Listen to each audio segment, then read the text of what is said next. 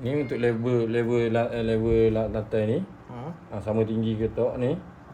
Okey, ni.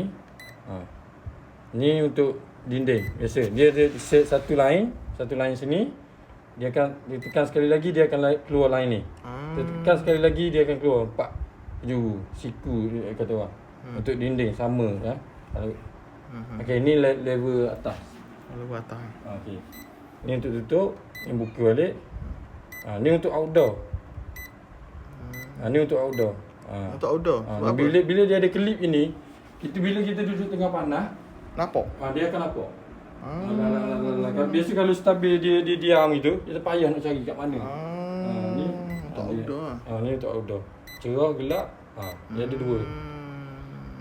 Ni gelip. Ni biasa. Ni cerah sikit. Ni gelip. Macam. Baik. Tekan ambil phone ni siapa yang nak produk ni. Tengok sikit. Ni.